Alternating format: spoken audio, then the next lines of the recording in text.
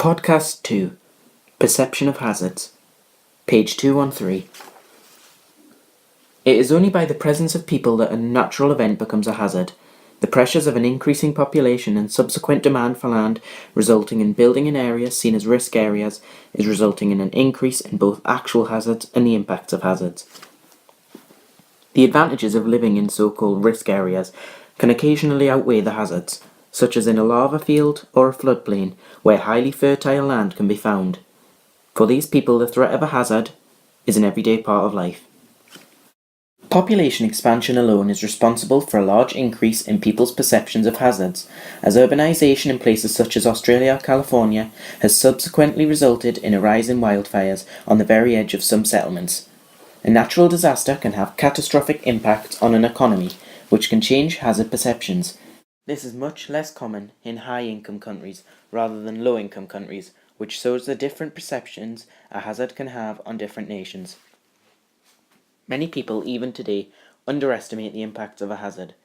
People on the USA's coastlines who are at risk of storm surges that could destroy their property and end lives don't believe such hazards will happen due to age, social status, and religious beliefs, again showing diverse perceptions.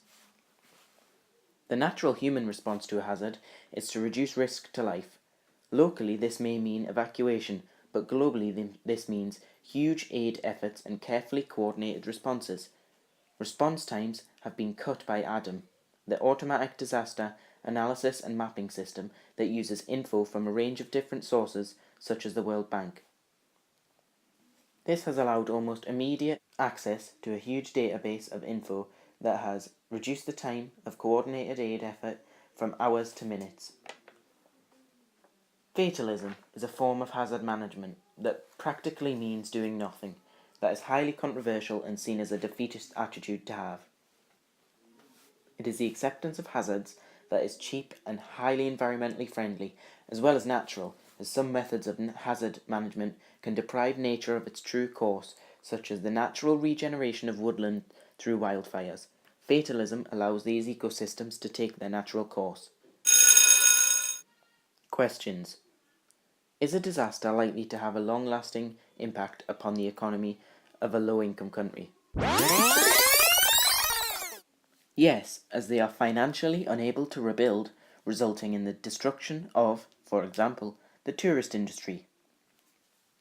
Question number 2. What is an advantage of living in a high-risk area? Primarily for fertile soils alongside many other reasons. Question 3. Define fatalism. Fatalism is a hazard management that allows disasters to take their course.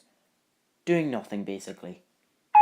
Keywords from this podcast include low-income country, high-income country, long-term, short-term effects, and fatalism, which if you're studying sociology, is a concept there as well. Now time for a reflection on the previous podcast. What is a hazard? We discussed geophysical, hydrological, atmospheric hazards, primary and secondary impacts, and finally, what a hazard is. If you are still unaware of what these mean, please refer back to the first podcast. Thank you. Thanks for listening.